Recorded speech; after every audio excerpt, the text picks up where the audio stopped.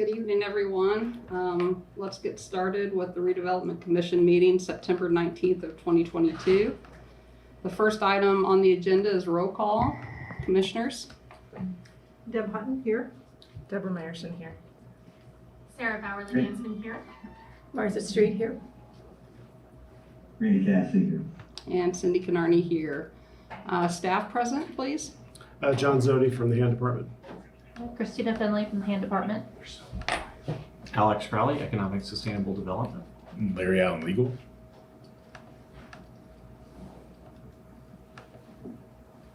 Any other staff present? All right, moving on to the next item of business, reading of the minutes for September 6, 2022. I'll entertain any questions or comments from commissioners. If not, I'd like a motion, please. Deb Hutton, I make a motion to approve the minutes of September 6, 2022 as written. And Sarah Bowerly-Dansman, I second. All those in favor, vote via roll call, please. Deb Hutton, yes. Deborah Meyerson, abstain. I was not at the meeting. Sarah Bowerly-Dansman, yes. Randy Cassidy, yes. Cindy Canarney, yes. Next item of business is examination of claims for September 2nd, 2022 for $732,711.34. Are there any questions or comments from commissioners? If not, I'll entertain a motion. Deborah Meyerson, I'll make a motion to approve the examination claims from September 2nd. Deb Hutton, second. I have a first and a second. I need a vote via roll call, please. Deb Hutton, yes. Deborah Meyerson, yes. Sarah Bowerly-Dansman, yes. Randy Cassidy, What was that, Randy? yes. Okay. And Cindy Canarney, yes. All right, next item of business is examination of payroll register, September 9th, 2022 for $34,420.86. If there's any questions or comments from commissioners, I'd like to hear those. If not, I'll entertain a motion. Deb Hutton, I move to approve the payroll register of September 9th, 2022. Deborah Meyerson, I'll second. We have a first and a second. I need a vote via roll call, please. Deb Hutton, yes. Deborah Meyerson, yes. Sarah Bowerly-Dansman, yes.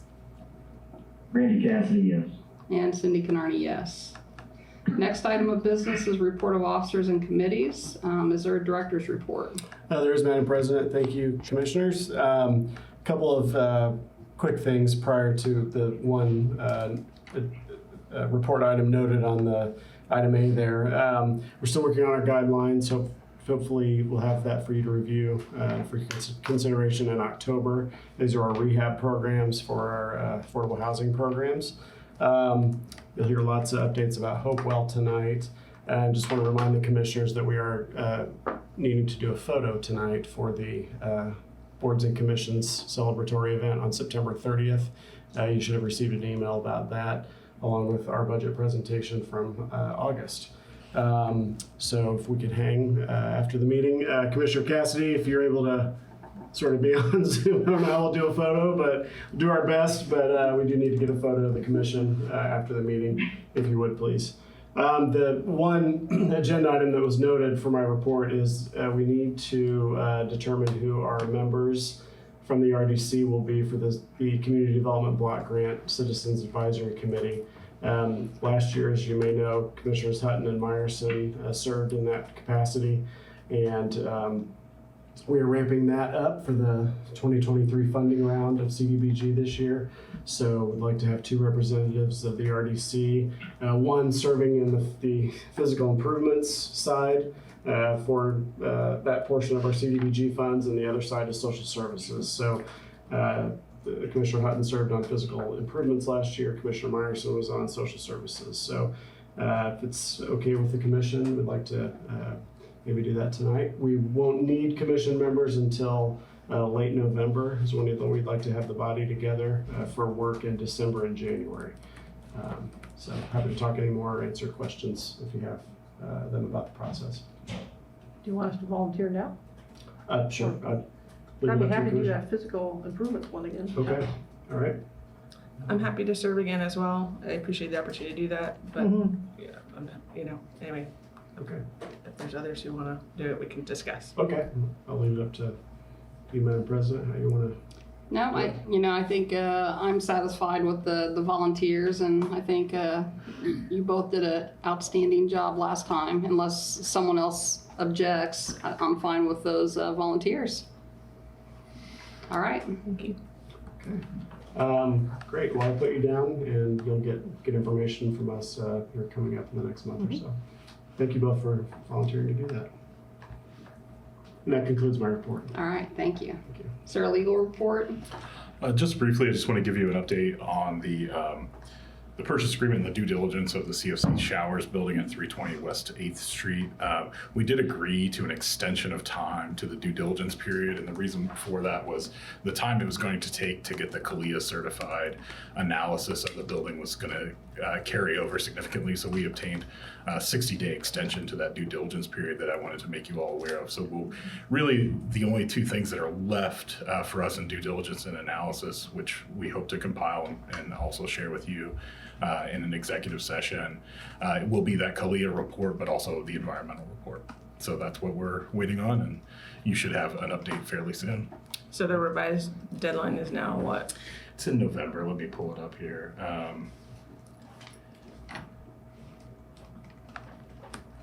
November 15th. Thank you.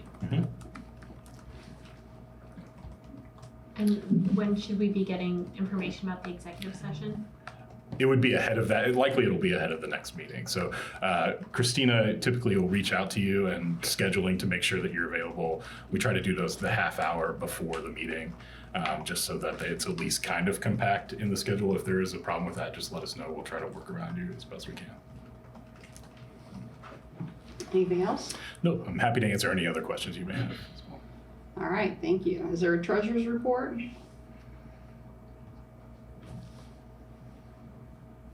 I think Mr. Underwood is with us. No, There he is. No report. Happy to answer any questions. All right. Thank you. What about the business development update? Or would you like to take the call? No. Do you mind if I just pause for a minute here? Sorry. The only thing I would like to say is the kiln, as I've mentioned before, project is scheduled to be at the Historic Preservation Commission on Thursday. They presented last month or whenever the last meeting, and they will do it again. And then with a positive vote there, they would be then able to, we would be able to move into closing the building and then let them get going on their work. So that's coming up, and I'll circle back with you once that's done. Anything else? Nope. All right. Thank you. Let's move on to new business.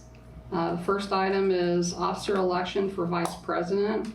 And I would like to submit Deb Hutton for consideration for that position. Second. Well, I would entertain a motion that we accept Deb Hutton if she's willing to serve in that position. Be honored. I'll make a motion for Deb Hutton to be appointed as vice president of the Redevelopment Commission. I'll second that motion. All right, we have a first and a second. All in favor via roll call, please. Deb Hutton abstain. Deborah Meyerson, yes. Sarah Bowerly Dansman, yes. Randy Cassidy, yes. Cindy Canarney, yes. Welcome and congratulations. Thanks, you guys. It's an honor. All right, next item of business is the Hopewell presentation. Great. Thank you very much. My name is Deb Kuntz, and I work with JS Held. We are really an outsourced project manager for the Hopewell project for you. And so what I want to do tonight is give you a kind of a brief overview of where we are and maybe what's coming. And then obviously we'll pull in others in the room who may want to add other details to this. So we'll go ahead and pull the presentation up. Great. So tonight, I just want to remind the commission of the neighborhood vision that's been outlined and that will continue to be talked about in the years to come. Also, just a quick update on where we are with stakeholder engagement, so you know how constituents are hearing about updates and when, you know, where they might be plugging in. We'll touch on schedule, give you a quick update on oversight on real estate, infrastructure, and development, and then focus on what's next. So first of all, with the neighborhood vision, I think, you know, this is a lot of words on this slide, but really when we think about what this is saying here is it's really about expanding opportunities, you know, creating affordability, creating a very sustainable neighborhood, but also one that's beautiful, right? One that we love to be in, it makes us feel good. And when we think about the future of Hopewell, that's what it's about. It's about affordability, opportunities for all, sustainability, and then ultimately good design. And when, in the coming years, as you not only see things coming down, which is happening right now with infrastructure through the demolition project, but you'll also see beautiful things that arise. In terms of stakeholder engagement, the direct outreach continues to happen through the neighborhood organizations, and primarily that happens through either John Zodi in the lead probably, or MC, or Catherine, and that's specifically through those neighborhood organizations. But it's also important to note that we're doing a lot of push notifications that are happening, and we're utilizing not only your standard audiences that that receive your updates on a regular basis, and that's your weekly communications. There's about 600 to 700 different emails that receive updates from the city of Bloomington. But there's also, in addition to that, about 250 people who signed up for news about Hopewell. And what's most exciting about this is that when we sent out the notification about phase one demolition, we had a 60% open rate. And if you're familiar with push notifications via email, usually it's around less than 20%. So the fact that we had 61% of people who signed up to receive our notifications and actually opened it, and we trust that they read it as well, that's a really good sign that news that is specific to Hopewell. Also, in your weekly communications, if someone is reading that Hopewell weekly communications and they want to get more updates on it, they can also link and get signed up. So the biggest thing that's going on right now physically is that Phase 1 East demolition is in progress. And so if you have not driven around Phase 1 East over there by the B line, I would encourage you to do that because the neighborhood is changing. And to the better, so that you can see what the future opportunities are going to be as we make way for the infrastructure, for the new roads, and for the greenways. So in order to prepare the neighborhoods, we not only counted on email communications or electronic communications, but we also, thanks to John's team, were able to put door hangers on a number of direct neighbors so that they actually got it at their front door. Obviously talking about it with you and city council members, but continuing to maintain our hopewellbloomington.org site. And again, it has that opt-in group where if you want to get more direct information about what's going on with Hopewell, you can get that. So those push notifications and push electronically, but also push when it comes to just physically opening that door, we want to do that and do that through door hangers as well. Hopewell Steering Committee, we did meet with them earlier this year. We'll meet again with them before the end of the year because we have committed to them that we're going to be meeting with them on a biannual basis. So just a quick touch on schedule. I would say the main schedule really hasn't changed. And I put this little emphasis on the right-hand side with the blue box because I think that's really what you're going to hear us continue to focus on in the coming months, which is opportunities for development. You know, there's a focus right now on Phase 1 East with the infrastructure, with the roads, but also with some of that real estate turning over early from IU Help. We really want to focus on getting those development opportunities. And as you know, and we'll talk about in the real estate section next, the intent is that before the end of 2023, that the remainder of the IU Health property will actually be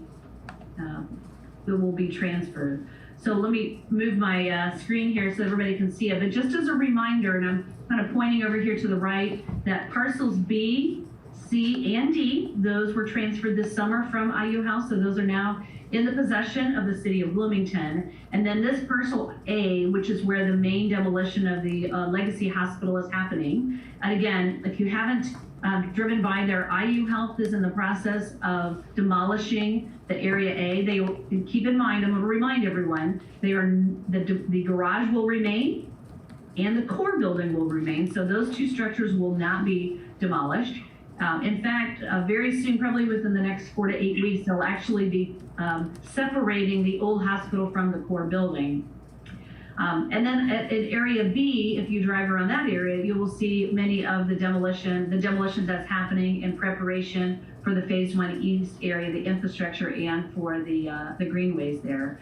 So in total, it's about 24 acres in that areas A, B, C, and D. And so there is obviously we expected Phase 1 East to transfer relatively early. C and D were a little bit of a surprise that they came over early, but that's exciting and gives more opportunity to move into development faster.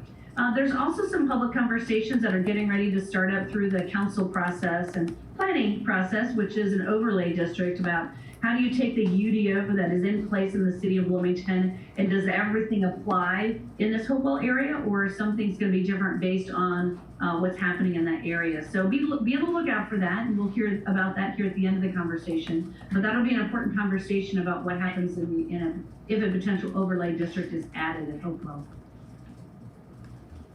So I mentioned earlier about the vision, and it is really our emphasis for the Hopewell district to be really have high standards about not only affordability, sustainability, design excellence, but we really think it's going to position Bloomington right for that next level. In fact, some of the images that you see here, you may recognize these are images that came from the master plan that was provided by SOM. But these really are becoming the cornerstone of the development as we continue to talk to developers about opportunities at the city of Bloomington, specifically here at Hopewell. So we thought we'd touch on infrastructure. I've mentioned now a few times that the demolition is happening by IU Health, that is specifically the Legacy Hospital that is coming down. And then the buildings that are being demolished in the Phase 1 East, which is really this parcels 1, 2, and 3. This area is considered Phase 1 East over here. So that demolition is happening. And then in addition, there are road improvements that are coming to this area. So Phase 1 East, that is an infrastructure project that is getting ready to be put out to bid in October. So that'll be a contract that's going to be coming your way. That is part of the project review form that has been identified. I'm going to say round numbers, about $24–25 million. It's within that. So you'll see that coming to you for approval here in the coming months. And then you'll also, we've said this before, but just to remind everyone, the city has done a great job of leveraging federal funds for some other road improvements. So the First Street reconstruction, looking at doing that construction in the 23 to 25, and then Second Street modernization will be 25 to 27. So I know our engineering team is really taking the bull by the horns and leading those projects forward. But as you can see, there are a number of projects that are funded either through the TIF area and or leveraging federal dollars. The red dashed areas are the areas that don't have funding yet. And so, trying to make sure that we're able to leverage dollars in any way we can, whether that's through development or through other grant opportunities. Maybe there are some other federal dollars, or just how do we ensure that we continue to build the infrastructure so development can happen. Now, speaking of development, maybe for the first time, we're publicly starting to say we have opportunities for developers. And that is specifically in this parcel areas 1, 2, 3, which we affectionately call Phase 1 East. Those have been parceled already. They are really going to be ready to go once the infrastructure project is complete.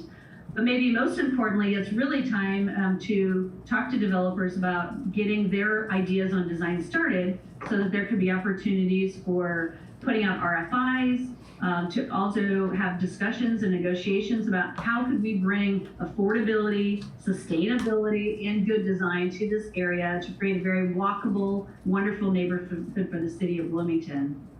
And so Additionally, I mentioned earlier that there were parcels that were south of First Street, which is what we call parcels 8, 9, and 10 here, that are south of First.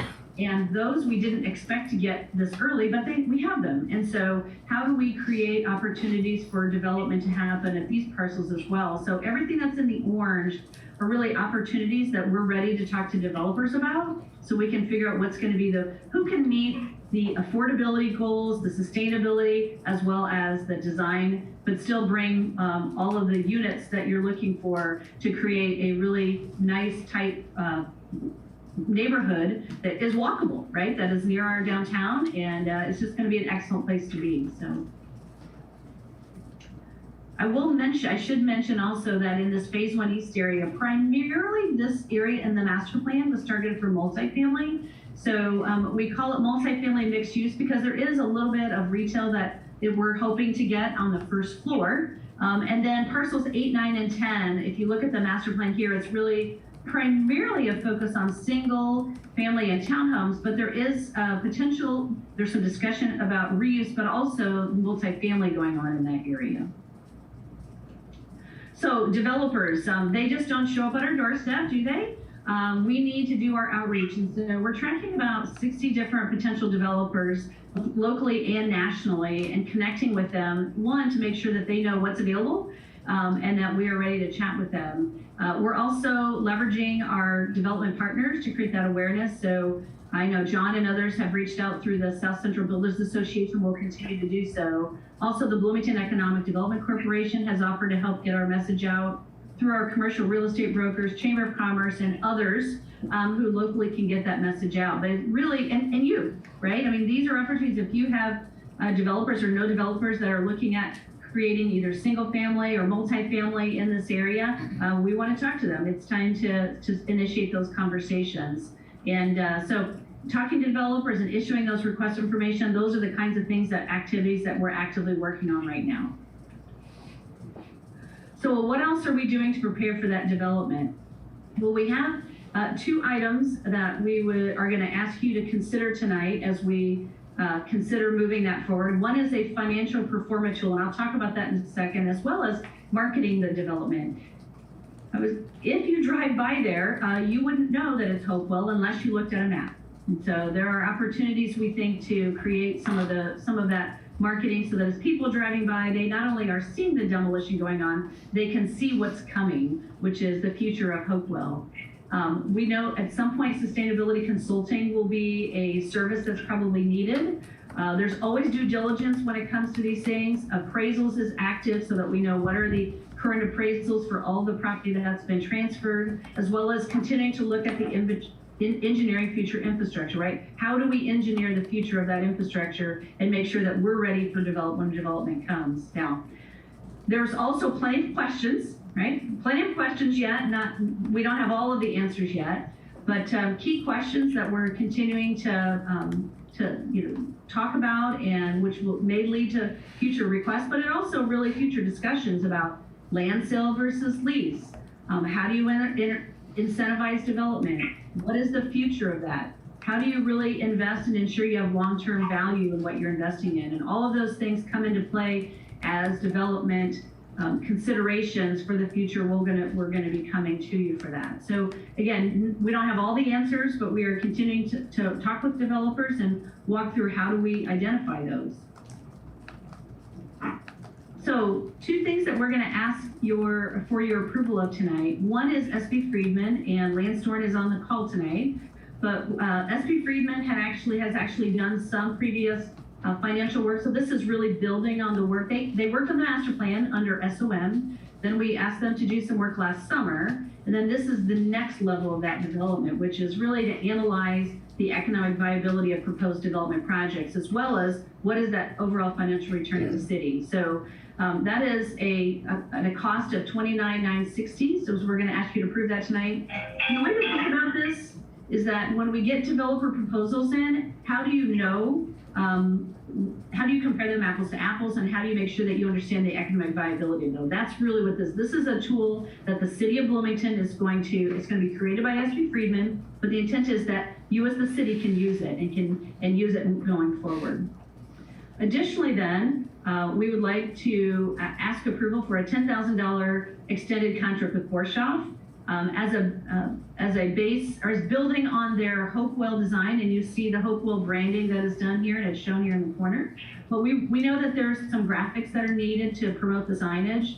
So we're talking about some fence wrapping that can be utilized during the infrastructure project. We also have some they're about 32 square feet if you think about kind of a 4x8 sheet of plywood, and painted and putting the graphics on it, so that again, as people go by, they can start to get excited about what is Hopewell going to be, and we can put some branding images of what it might be. So those are the two things that we are bringing you tonight. And then as you contemplate that, wanted to just give you a few, again, quick ideas of what is coming next as we look ahead. The IU Health and the Phase 1 East demolition continues. While Phase 1 East demolition will be complete here in the next, say, 30 to 45 days, the IU Health demolition will continue into next year as they continue to, because they have some grading work to do even once the building comes down. So contractually, that'll should come back to you by the end of December of next year. Crossing our fingers that it may be earlier, but we know by contract it's the end of 2023. As I mentioned, Phase 1 East infrastructure, we are getting ready. Shrewsbury has been your engineer of record for that project, and we are looking to bid that work through your engineering department, thanks to the good work of Andrew and his team for this fall and winter.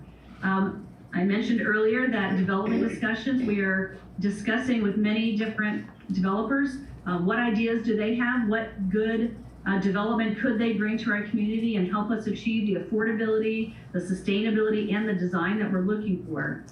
Larry is in the process right now of seeking the appraisals for the Hopewell real estate that's currently under the city control, and we'll use that because that'll be important as we consider those development opportunities. And as I said before, the infrastructure planning for the future. But what you may be most interested in is what are opportunities for your input, and where are you going to continue to plug in this process?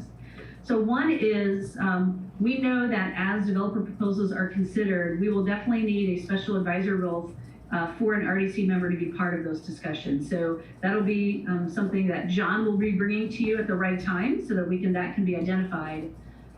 We know we'll be providing a briefing of the overlay to you, but also would encourage you to get involved in that public conversation, encourage others, your constituents, to get involved in the overlay conversation as it begins, we think, here in the coming weeks. We also know that when we get into development, there's always issuing notices for offering for parcels, which is something that consistently comes back to the RDC. And then obviously any RDC funded contracts, for instance, the infrastructure. So the Phase 1 East infrastructure, that is a project that has been, the funding's been identified through a project review form already, and that is a contract that's going to be coming back to you as well. With that, I'll pause and see if there are questions. I have a question about the overlay process. If you could just clarify what's expected, does that go to the Planning Commission first, and then it kind of just what's the step-by-step on the overlay consideration? Yeah. Let me give you the overview, and I don't know whether Scott is in the room or not from your planning department, but he can go into greater details. But as I understand it, it actually goes to the council first. And the assumption is that's probably going to come to the council relatively quickly here, and then it will go to the Planning Commission after that. And so I think it could come as early as November to the Planning Commission, and then has the opportunity. Then it obviously goes through its standard process, and then it comes back ultimately for council. Thank you. I have a couple questions. So thank you, Deb, for your presentation. It's lovely to be in the room with so many Debs. My name is Sarah Bowerly-Bansman. I'm pretty new to the commission, so forgive me if these are kind of questions that others have had answered previously. But I was wondering if you could tell us a little bit more about where we are on of the affordable housing components of the plan. So I saw on the plan that you presented, parcels and mixed use, single family use, but and you talked a little bit about the real estate, like leasing of real estate. I wasn't sure if that was associated with conversations around land trust issues. So could you just tell us a little bit more about where we are on those issues? Yeah, absolutely. Well, I think when we look at if we go back to the master plan as kind of the guiding document, the master plan is really grounded in achieving a minimum of 20% affordability across the entire area. So that's where we start. Now, we know that there are some areas like the core building. The core building, we've been talking to a developer who thinks they want to submit for a LIHTC deal that might get 100% affordability in that area. So if we can get 100% affordability there and get 20% in other places, that would be even better, right? Because we can get increased affordability in the area. But I think that's where we're starting. And I'm going to pause and also let John weigh in here if he would like to. But I think it's really targeted at 20% of the units across the district with 80% AMI or below. Right, and then, thanks, Deb. And then we also want to make sure we're looking at a workforce housing component, so 80% of AMI up to 120% of AMI, which we consider, not traditional, what would be known as traditional affordable housing, but also what some people are calling attainable housing, and sort of that we're keeping in mind income, I should say, when we're looking at that housing. So that the sort of spread of affordable housing will be mixed into the different areas on the different parcels. So for parcel 10, when you see the westernmost parcel there, where it says single multiplex housing, we're looking at where could affordability work in there, because they're individualized sort of ideas for the different parcels. We're looking at, okay, where could it go in that development? Where could it go in this parcel? And then when you get to phase 1 east, that's where our most dense housing would be. And so how we mix in affordability there, we're talking also about home ownership versus rental. So we want to make sure we have a good mix of that, because most multifamily buildings are rental. Are there condo possibilities, that kind of stuff. So we want to make sure we're respecting the need for more home ownership and both affordable and market rate. So, but what I'm hearing is that besides the core building, there's a kind of a focus on trying to have a mix of affordability, of affordable housing and other housing throughout the parcels. It's not that one parcel is going to be where all of the... That's right. Okay. The core building would be a low-income housing tax credit project, which is creates affordable housing, and it would be the identified project that we would like to go and has a partnership with Centerstone in there as well to help Centerstone clients. Okay. And then my other question is about the mixed use. So in the denser area in phase 1 east, you were talking about mixed use, and I'm curious how specific the conversations are around mixed use. You mentioned retail. I'm wondering if there's discussions about services and the types of services that would be particularly useful in this area. I mean, one thing that I'm always looking for are ways for there to be more opportunities for childcare facilities, and I'm just wondering if that is something that has been discussed at all. So I think the intent behind having something different on first floor is also about activation of the first floor, right? So it's not just walking up to kind of a blank wall. Childcare has been mentioned. I don't know if it has really been specific to phase 1 east, but it's definitely been mentioned as it would be a nice amenity to have somewhere in this area. So definitely that is on our minds. I think the thing that we're talking to developers about is what unique partnerships can they bring to this? And does that give them us an opportunity to see them in a better light, right? Because of the unique partnerships. In fact, childcare has been listed as one of those partnerships that they could bring to the table. Maybe they don't provide the childcare, but they partner with a local childcare organization who already provides that. We just provide the location for that. So that's really going to be driven by us asking the developers to create a first floor activation area. I say retail because that tends to be place where we start, but the reality is retail is changing, right? So it may be services, it may be It may be childcare, it may be a nail salon, it may be a community partner who is there, right? There are lots of different services that can be provided on the first floor, but it really helps, I think, with the activation also that you see both inside and outside the building. Thank you. Can you tell me what tools, and maybe this is a question for someone else in the room, but what tools the city is using or is being considered to help drive affordability? You mentioned the low-income tax credit, but what other tools have been thought about? Sure. Well, that's a great question.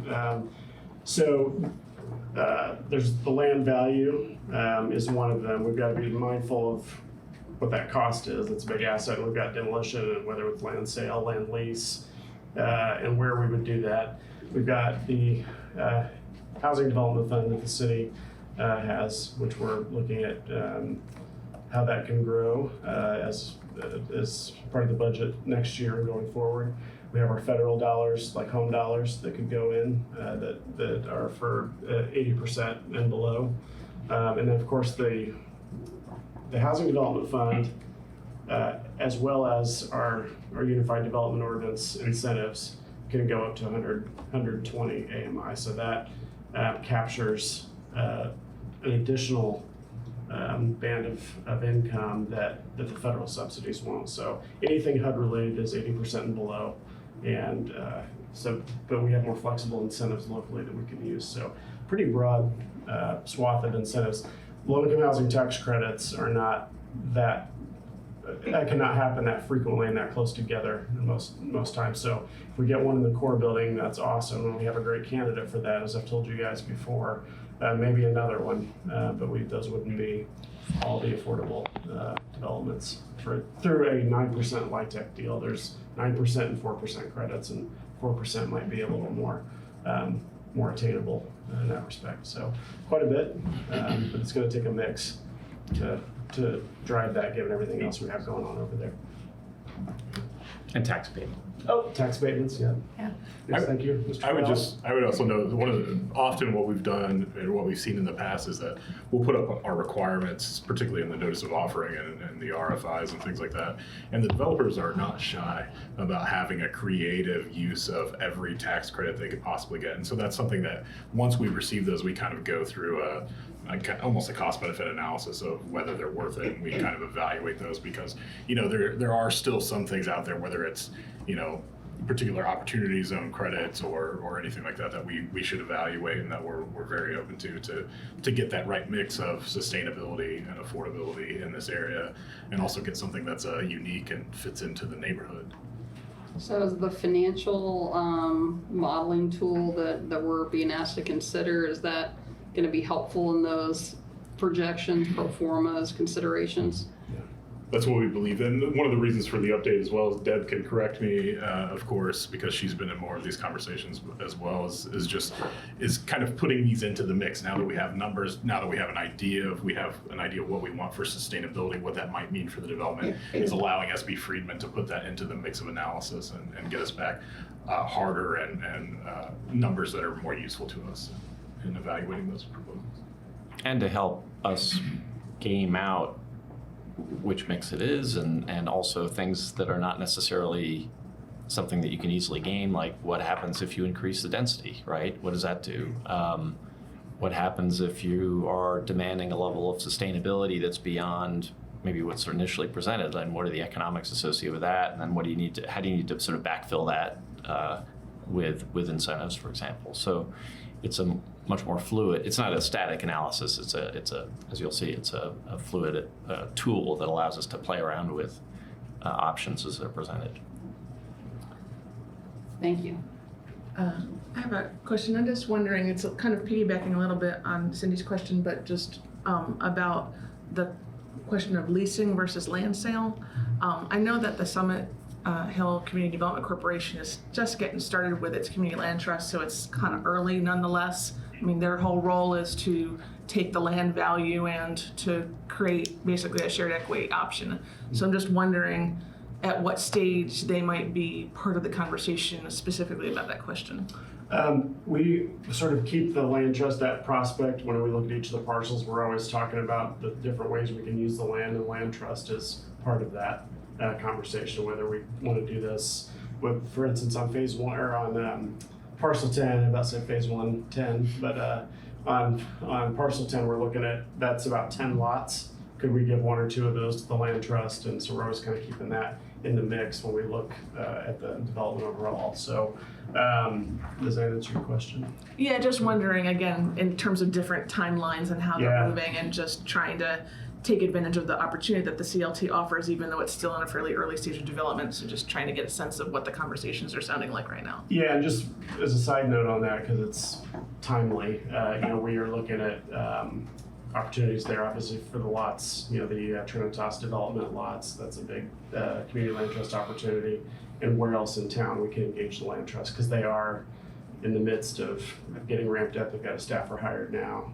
The city gave them some ARPA money last year. So all this is happening very quickly for the land trust. And for Summit Hill, it's actually engaging their board this week and talking about ramping a lot of this up. So it's a good, timely question. Okay. So one last question for Deb. Deb, is your group engaging with local employers that would probably have a strong vested interest in, uses such as childcare to discuss what that collaboration may look like? Yeah, it's a great question about, I think maybe the role that we can play is how do we link up developers with those who businesses who provide those services. And I've been having some conversations with the Bloomington Economic Development Corporation. I think that maybe that's one area where they can also help, is how do you make those connections? Because ultimately, we got to remember, for these developments, these are going to be contracts that businesses will have with the developers. So I think the best thing that we can do is really try to be a matchmaker and help facilitate those introductions for sure. So. All right, thank you. Any other questions from commissioners? The question, I guess, would be for Deb and then Larry as we move forward on our appraisal aspect of it. As we look at this overlay district that is kind of going to come forth between the council and the planning commission, is that the appraisement of it and the value where it gives us the ability to leverage more, and then the aspect of, as we look at our infrastructure aspect, and we have our funded and our unfunded, and have everything funded, so those lots will be available fully infrastructure. Is that correct? The ones on phase 1 East, is that what you're talking about, Randy? Sorry. Yes, they would be lot 1, 2, and 3. Yeah, so we'll have the infrastructure there. That infrastructure will be available. That is funded. So we'll also have the greenway, which will be there, which will also kind of help with those, which we anticipate will be managed by Parks. So also taking off some of that. That will be available for developers, and as part of the land value, that should be part of the analysis that goes in terms of what's planned to be there and what kind of infrastructure is going to be there. With Friedman. So as we go through an overlay basis, your height and your density and the aspect of requirements of not single family, but ownership of the units in the multifamily, varying on your appraisement, or will that just be raw land value with infrastructure improvement? It should be raw land value with infrastructure improvement.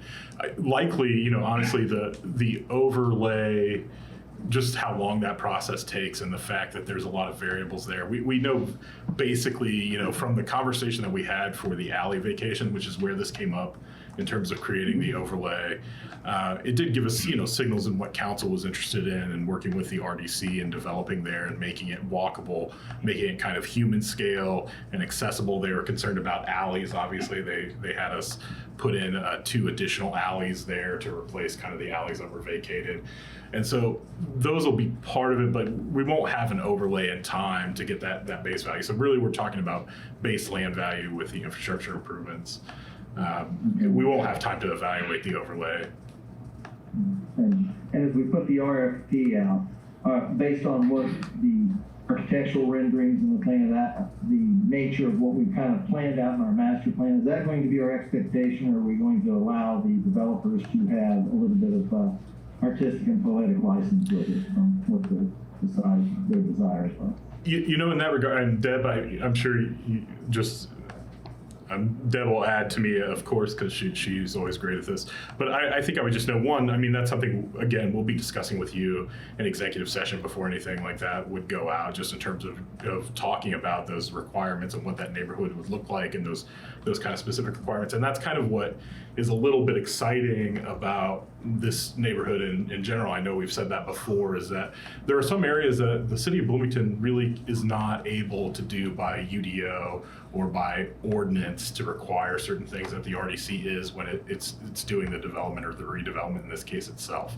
So in terms of that mixed income housing, the type of affordability and all that stuff. So it provides kind of an exciting opportunity for us to mix in exactly what we want to see there at the scale we want to see it, or the scale we need it to, as a growing city, to have potential affordable housing, to have sustainability. So there's a whole mix of features that we're talking about, and this is also what we're relying on things like the SB Friedman analysis to do for us, is so that we can start putting concrete numbers to this, so that we can do an actual analysis of what the pros and cons are. What are the opportunity costs that we have if we're requiring, you know, this type of sustainability or this type of affordability? What are the trade-offs for doing that, and how does that serve the community? So that's going to be part of a more robust conversation. I'm sorry, that was a very long-winded way of saying it's part of a more robust conversation we'll be having with you, particularly in executive sessions when we're ready to start negotiating about what we want these land transfers to look like, and what the model is, and whether we want it to be leased or we want it to be sale, and what the density should be. If I can also add, I mean, I think, Randy, you were asking about design, right? And the master plan, just to remind everybody, the master plan is a framework. It's not you must put the building as the picture says it's supposed to be in lot 3, right? So absolutely, from a design perspective, there are going to be high design expectations, but the expectation is not that they have to deliver exactly what's in the master plan, what's pictured in the master plan. So just to ground everybody on that. So we have okay, so yeah, we have baselines what our expectations are going to be from a street facade, and what our expectations are to maintain the quality that Bloomington expects. Yeah, that's something we're definitely working on. I mean, for instance, you know, we talked about the first floor use, for instance. So that's a carryover from the downtown, right? That's a requirement that of the UDO in the downtown, is that buildings that are built in the downtown have to have first floor space that's non-residential, non-parking. That's part of that downtown overlay. This is close enough to downtown. We believe we'll be activating downtown through the B line and all the transportation. We thought that's one of those requirements that makes sense to put there, so that you continue that downtown kind of feel, that urban feel from Hopewell, knowing that it's going to step down into the neighborhood, which is what really the master plan was really useful in guiding us to, where the density could be, where those types of requirements for first floor commercial use or non-residential, non-parking, as it's said in the UDO use, versus single family housing, which we have on parcel 10, which is also called phase 1 west in the master plan. So yeah, those are the kind of basic requirements that we certainly picked up from the master plan we're going to be running with and presenting to you, but they're not necessarily, as Alex noted, that it's really just a guideline at this point. We're really trying to put teeth to this, from here to into 2023, when we're really getting after this. Okay, that sounds reasonable. One last question that's completely infrastructure related in regards to, as we look at this mixed use type situation, going into the infrastructure, and maybe a utilities question, are we going to plan to have some grease traps into those infrastructure, so that if there is any restaurants that choose to be there or give the opportunities for our independent restaurant aspects, where those will be in place with the infrastructure instead of having to come back? I think as of right now, in terms of the plan for phase 1 East, those aren't scheduled to be in, because we don't know the massing of these buildings or what the size of that. That would be something we'd work with the developer on. I know that we have been working on, just generally with utilities, the size of the whether we're talking about water lines or we're talking about wastewater lines, is making sure we have that infrastructure nailed down, that it could support those future infrastructures of grease interceptors. But I don't think that's not something we can install without knowing where a building's going to be or how big the facility is going to potentially be. But yeah. The reason I ask that is simply the aspect that we look to try our independent small business and be able to grow, that some of those infrastructure costs that we would transfer to those independents can be calculated in upfront. Infrastructure cost question.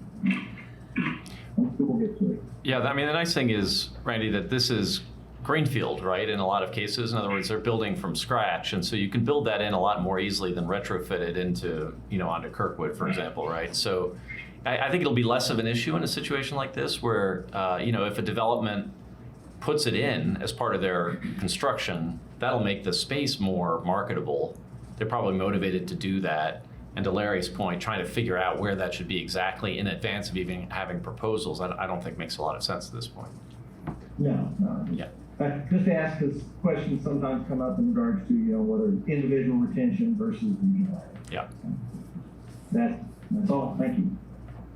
All right, any other questions on the presentation? Oh, go ahead. So it comes from the comments of the first floors, main floors being, coming from the master plan downtown UDO, move in, and you move that over to this space, Hopewell space, because it's a natural nearby flow.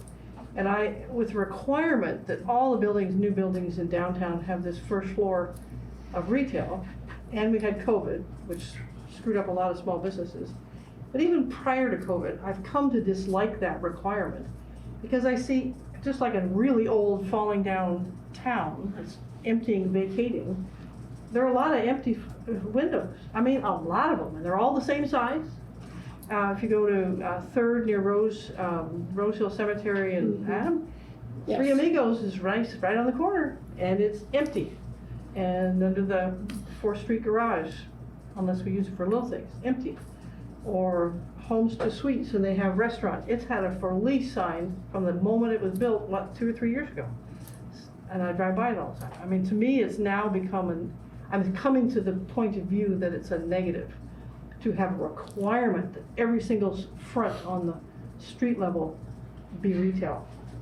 To me, it's now looking negative as I drive around town. So I don't know if this is the right forum for it, but that's Yeah, just let me comment. clarify. I started with the word retail, but the reality is it's really about activation, right? What can be in there that the developers, what relationships can they bring? And it doesn't have to be retail. It could be other services that provide that. But I think the key is non-residential is very likely on the first floor. I think it's probably a better term to use than actually using the roof. So if you think about first floor being non-residential and what else can go in there, that's why in a lot of developments in urban areas you see the gym on the first floor, right? Because it is a non-residential function that can be on the first floor. So that is considered a service. It's a service that's built in to provide for the residents. And maybe sometimes, I know I live a couple blocks from an urban area, and there is a gym that is not only serves the patrons within that multifamily building, but it also, I can have a membership there, right? So I walk over there and have my gym membership. So I think it's more about what can be non-residential that can provide services to those in the buildings, but also for the community. Great, thanks. I would also add to that. I mean, that's exactly right. But the master plan also was developed.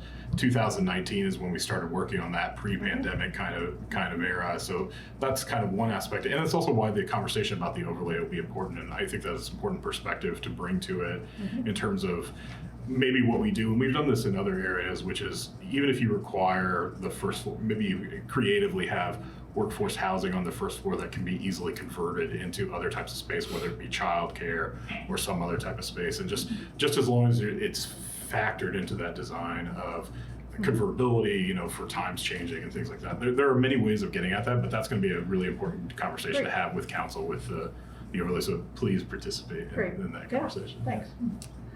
I think piggybacking on what she said, will any consideration be given for how much space is vacant? Because like you said, there are some that have been vacant a long time, and that becomes a negative, I say. Yeah. So I think that again for the overlay specifically, I believe that has to be an important part of the discussion about what are the needs of the city, what does this neighborhood serve to bring to us, but also how do we balance it with the needs of if we do want something like the creative reuses that Deb was talking about, the childcare, that'll be important to have. In terms of the design of the building, I don't know how much, in terms of our notice of offering, again, we would talk to you about the types of things that we would also want to see in terms of what we want developers to bring to us as options that fit within that overlay structure, fit within the legal requirements of it. So there are a couple, I'm just saying, basically there are a couple avenues to get at that concern. One, please share it with City Council and talk to them about it, have that robust discussion. And then two, also, as we're developing this, that's good feedback for us to have and have a discussion within the city and within the RDC. Just one more comment in the nature of this discussion, which is as that overlay gets developed, and again, in terms of encouraging people to weigh in on it, one advantage of having residential at ground level is more accessibility, because many of these buildings are not going to be tall enough to warrant having an elevator. Of course, there are minimum ADA requirements for accessible units, but it's nice to go above and beyond minimum, certainly because demand is there. And so just keeping in mind that this overlay may provide some opportunities for more accessibility in addition to affordability, which certainly is important. But just keeping that in mind, and of course, again, building on the other comments, which I won't repeat, but thank you. Yeah, considering the age of the population in Bloomington, I think that's a very important one. All right, any other questions? One Go ahead. last question now. Do we have an overall density that we're looking for on a per acre basis as of yet? Or is that still to be determined? In the master plan, there was a goal density for the overall site, the entire hospital site that we wanted to hit. I don't remember what those units were and whether we need to kind of reevaluate that, rebalance that. But I can pull it out. Or we can make that a future topic where we can bring back and kind of share a little bit more about that too, but I can try to pull it up here. If we're talking about density of housing, I mean, I think we also want, or density of unit counts per acre, that sort of thing. I mean, I think one thing to recognize is that we have high expectations for this district, right? We are looking for forward-thinking developments when it comes to things like sustainability. So not just the minimum, it's not enough to have like energy saving, refrigerators, right? We really want to build for the future. For when it comes to sustainability, we also understand that design has been perhaps a little bit unimaginative in Bloomington in recent, decades of some of the developments have gone in, and we also want to see a lot of affordability. And so the way you can deliver against a lot of those requirements is in fact to think about how much density can we all come to terms with, because the more density you can get, the better the economics for a developer, the more likely they are to deliver against those pretty high thresholds of expectation we have, right? So one of the reasons for the reanalysis of the original financial analysis that was done is to start to see, like, all right, where do we need to push this? Because I think it does make a very good case for us to really start to push that density a little bit higher than maybe what we originally imagined as part of the master plan process in order to achieve some of these other goals. All right, thank you. Lots of really good questions, and thank you for the presentation. So while Deb's looking at the answer, and maybe we'll table this for a future discussion, why don't we move on to the next item of business? And that's Resolution 22-62, Addendum to Agreement with SB Friedman for Hopewell. Not sure we need much more discussion on that. So I'll ask, go ahead. Just in the resolution and in the whereas, the second whereas, and the third whereas, Hopewell, the word needs an E. It's Hopewell right now, and it needs to be Hopewell. And since it's a major word, I pointed it out instead of a small word. should be as amended, otherwise we have renamed the neighborhood. Yeah. Rabbits. All right. I will entertain a motion for Resolution 22-62. Deb Hutton. Cassidy, go ahead, Deb. Ladies first. Deb Hutton, so moved. Randy Cassidy, I'll second. We have a first and a second. I need a vote via roll call, please. Deb Hutton, yes. Deborah Meyerson, yes. Sarah Bowerly-Dansman, yes. Randy Cassidy, yes. Cindy Canardi, yes. Resolution passes. Next item of business is Resolution 22-63, approval of project and approval form for Griffey Dam project. Who'd like to speak to us regarding this? We have Tim Street from Parks. Madam President, I have the answer to your question if you'd like to. Sure, yeah, go ahead. So I looked at the master plan and it gives a low and a high for residential units. The low was around 600 and the high is just shy of 1,000. So say 600 to 1,000 units, residential units is what the master plan calls for. All right, thank you very much. All right, so let's go on to resolution 22-63. Sure, thank you very much. Good evening, Commissioners. I'm Tim Street. I'm the Operations and Development Director for Bloomington Parks. I've met some of you before, some of you I have not, so good to meet you. Thank you for serving. I am presenting resolution for Griffey Lake project this evening. Many of you might be aware of the recent developments on the Griffey Lake east side, Headley Road, Hinkle Road, the causeway crossing the lake there that was recently improved along the west side. That was done with a combination of previous GO bonds and bicentennial funds. And that project originally included also on the west side a improved crossing of the Griffey Dam. Currently, hikers out there may cross the dam, but not officially. They may go through the fence. The dam is actually managed by City of Bloomington Utilities, and the Parks Department has a lease agreement with CBU to operate that area for recreation. And so for a number of years, as I understand it, Parks has been working with CBU and trying to figure out a way to make this dam crossing more accessible.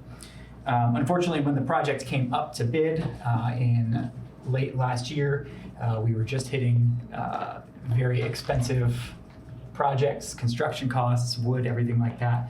So unfortunately, we did have to value engineer this aspect of the project out. What this will do is complete the safety and access improvements to the trail at the Griffey Dam, formalizing the crossing with a quarter-minus path along the top that connects formally with the hiking trails to the south and the north. It would install necessary safety signage and fencing to create a new staircase and improve access to the trail from the dam parking lot. And so this would also alleviate a lot of the overcrowding and use we see at Griffey Lake in the parking lot where people go down there and want to experience it and are not able to. This is already designed. This is a shovel-ready project. It is also already permitted through DNR. And so to speak to the funding aspect of it, this was included in the recent Parks GO bond that was presented to City Council. However, it was prioritized as the last item on that list. So because it is shovel-ready and the permit goes until next year, we want to keep this moving. We want to get this developed. This will connect further to the 6-mile hiking trail that we are working on developing and finishing, formalizing this coming year in 2023. So currently you can get out there, you can do a 6-mile-ish trail, but it's a little dicey and unmarked in some places. So that is part of the overall improvement we are still making out there. This also would tie into the city's future efforts. Included in that bond is also a look at a potential design for a path along the east side of Dunn Street to connect to Griffey Lake. And so looking at connecting this from multiple different angles. So to speak to the funding again, Controller Underwood may want to supplement my answer here because he may have better or further information than I can give. But because this was the last on the list and we have this shovel-ready opportunity to have this project completed, the desire was made to come to the RDC to look for TIF funding for this project, I believe from the Prow Road TIF, which is on the north side, and to have this go. Happy to have Controller Underwood supplement my answer there or to answer any questions. All right, thank you. Are there any questions from commissioners? Just checking, confirming that we're voting on, we approve the concept of the project. That's it for now, correct? Not money, not direct, not anything else, just, yep, go ahead with it. That's correct, yeah. And then we would come back to you for actual approval of the actual. Thank you. Has TIF money been used on this project or related projects in this area before? I do not know that TIF money has been used at all for Griffey, at least not that I'm aware of. I've only been here for a year and a half, so it's possible there's something I'm unaware of, but no, I don't believe so. I'll just have to take a look at the map because I don't really have a sense of how the Prow Road TIF reaches that It's not within the TIF, so this is. Not within the TIF? It's not within the TIF, it's serving the TIF, so I see. they're as part. We've done a little bit before in terms of the extension of the trail, so in the terms of the concept of creating the trail around Griffey and then eventually connecting it along Walnut is where we have kind of used TIF money for these, as those are used by people that are in the Kinzer and North Brow. It's a park that's adjacent to the TIF and where the residents live in that TIF, so we see it as serving that TIF as a prominent feature of that. So that's how the TIF funding is eligible for this particular fund. Okay, thanks for that clarification. Any other comments or questions from commissioners on resolution 22-63? I guess this would be a question for Jeff. Is this something that as the GO bond, that there's money available in the future, it would be reimbursed back, or we wouldn't have to expend out of the TIF? That's correct. The way the resolution and project funding is that once we get down to if we ever get down to that project and there's money left over, then we utilize those funds to reimburse the TIF. This resolution will help be able to move this project forward in regards to getting the next, so we can get it out and see where things go. That's correct. As Ken said, it's shovel ready. It's a part of a larger project that we've been working on for a number of years to connect that. It'll actually, go around the lake itself as well as go down to Dunn to Old 37 and connect up with the trails to go all the way up through Cascades Park and then eventually up to the city, up to the north end there, the south end of the park, and connect with all the trails and everything else that's been built. Okay, and this is simply an aesthetic question. Will the fences remain that are up there, or will that change? That's simply aesthetics based on, Sure. We are going to improve the aesthetic a bit. Some of the chain link will necessarily remain because it is a safety requirement. Dams have all kinds of regulations through, I believe, the Department of Homeland Security on certain access prevention requirements. However, along the top of the dam, it's going to be a cedar split rail fence. Oh, okay, make it look better. Okay, appreciate that. Mm-hmm. Thank you. All right, any other questions from any commissioners? Go So ahead. just to clarify then, this is again for Jeff. So if I understand correctly, you said that this could be reimbursed, but you said if you get to the end of the list and there's still money left. So how likely is that the case? We anticipate that there will not be any funds at this time, just due to the cost of construction right now. And this is I believe, the 5th of 5 projects that was approved by the city council, and they moved this one down to the bottom. So I'm not confident that there's going to be any reimbursement. But in talking to bond council, we want to be able to have that ability to do so. So they provided wording for us so that if in fact there is money for some reason at the end of it, that we can reimburse all or partial, we have the ability to just go ahead and do that. And we obviously would let you all know, but I'm not confident that there's going to be any funds. Okay, thank you. All right, any other questions on resolution 22-63? Any comment from the public? Not hearing any, I'll entertain a motion for resolution 22-63. Randy Cassidy, I'll make a resolution to approve the resolution. This is something that can connect that trail that's been left out for many years and be a benefit for our community as a whole. So I'd make a resolution for approval. Deborah Meyerson, I'll second. We have a first and a second. I need a vote via roll call, please. Deb Hutton, yes. Deborah Meyerson, yes. Sarah Bowerly Dansman, yes. Randy Cassidy, yes. Cindy Canarney, yes. Resolution passes. Next item on the agenda is resolution 22-64, change orders for Walnut Street Signal Project. Who'd like to speak to us regarding this? Good evening, Matt Smellick with the engineering department. The Walnut Street Signals Project constructed new traffic signals at the intersection of 11th and Walnut and 14th and Walnut. Change order number 1 for this project would add topsoil and 9-inch concrete pavement, which was used to patch some bad spots in the road that we wanted to repair before we did the asphalt overlay. And that would add an additional $22,159.13 to the contract. Change order number 2 would balance all the pay items on the contract, and that'd be an additional $48,652.21. And the major item in that change order was the Class X excavation, which is the for the signal pole foundations. The new contract sum with these change orders would be approved would be $832,768.09, and these change orders were approved by the Board of Public Works at their meeting last week. I can answer any questions you may have.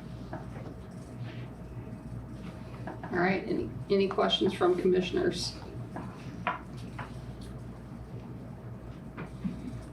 How does the TIF funds, like on streets and traffic signals and such, work into the public works portion from a budgetary standpoint? Is it just supplemental because they're outside, additional items that are needed? I'm not sure of that.